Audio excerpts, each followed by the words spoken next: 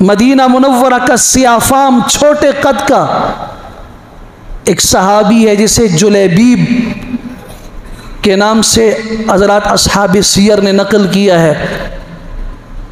حضور اقدس صلی اللہ علیہ وسلم نے فرمایا جلیبیب شادی کرنا چاہتے ہو؟ فرمایا اللہ کے رسول لا مال عندی ولا جاہ، نہ میرے پاس مال ہے نہ میرے پاس کوئی خاندانی بڑا کوئی عہدہ اور کوئی ایسی چیز ہے، مجھے بھلا کون رشتہ دے گا؟ فرمایا شادی کرنا چاہتے ہو؟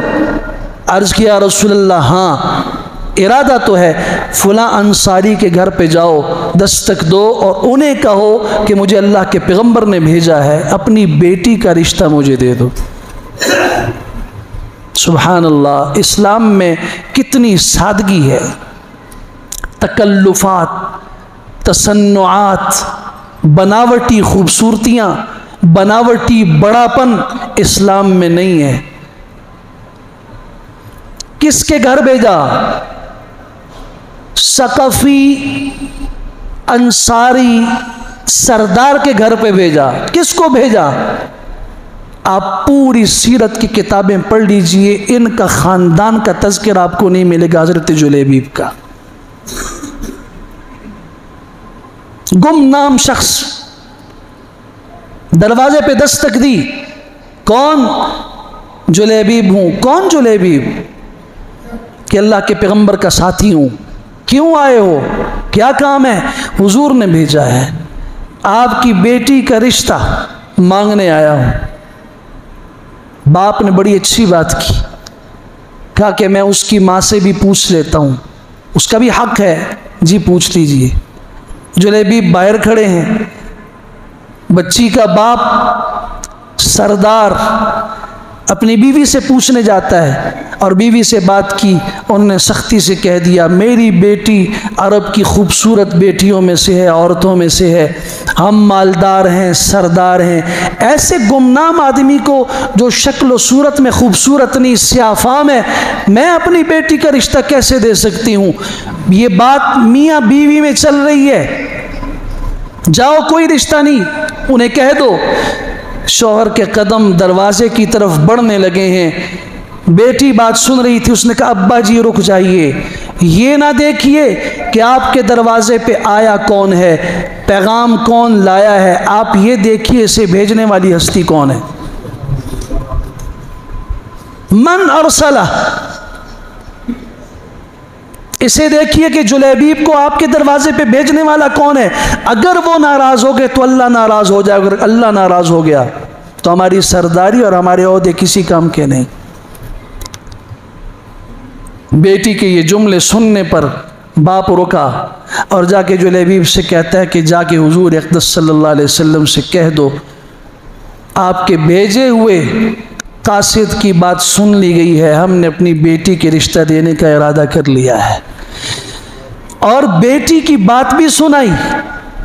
حضور اقدس صلی اللہ علیہ وسلم اتنا خوش ہوئے اس لڑکی کی بات پر، آپ نے جو دعا دی ہے اللہم صب علیہ الخیر صبا، اللہ آسمان سے خیر کی بارش کر دے اس کے اوپر، وَلَا تَجْعَلْ عَيْشَهَا كَدَّ، اللہ زندگی کو تنگ نہ کرنا اس کے، اسے زندگی کی فراخیاں عطا فرما۔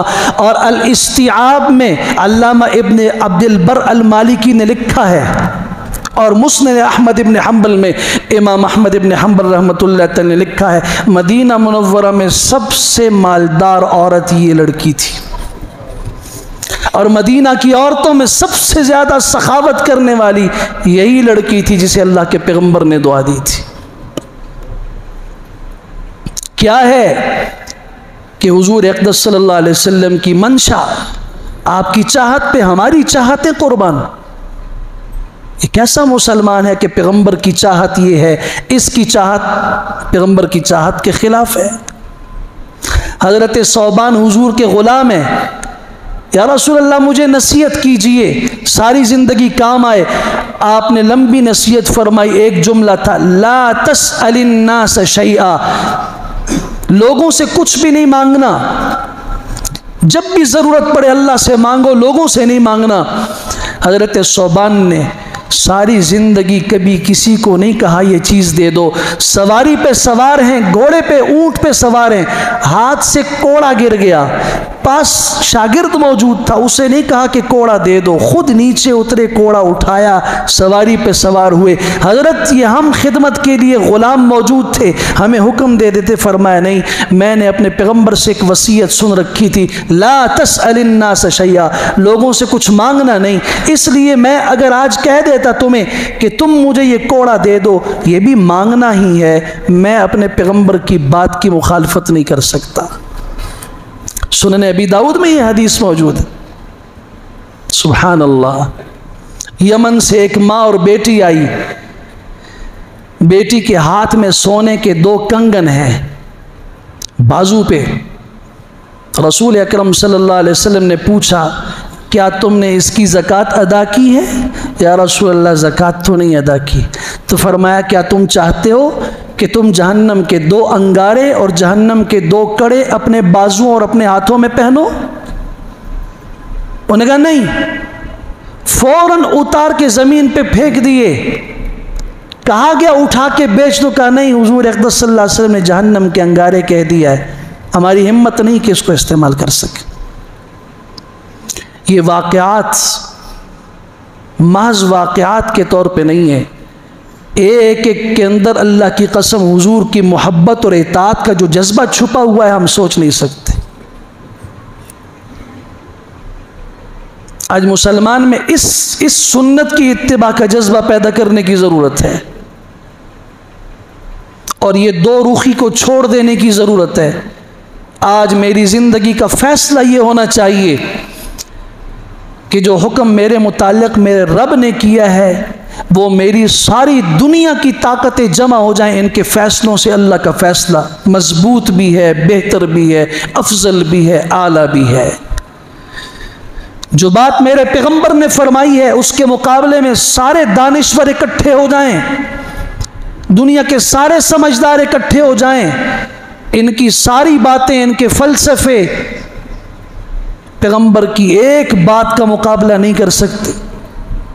تو پھر آج ہمیں کیوں مشکل پیش آ رہی ہے کہ زندگی کا رخ اپنے پیغمبر کی فرمان کے اوپر کر دیں؟ ہمیں کیوں مشکل پیش آ رہی ہے آج کہ ہم اپنی زندگی کا رخ جو ہماری بساط میں ہے, ہماری وسعت میں ہے, ہماری طاقت میں ہے, اسے ہم اپنے پیغمبر کی سنت اور اتباع پہ لگائیں؟ اللہ تعالی ہمیں جذبہ بھی عطا فرمائے, اللہ ہمت بھی عطا فرمائے, اور اللہ ہمت کی کوشش بھی نصیب فرمائے.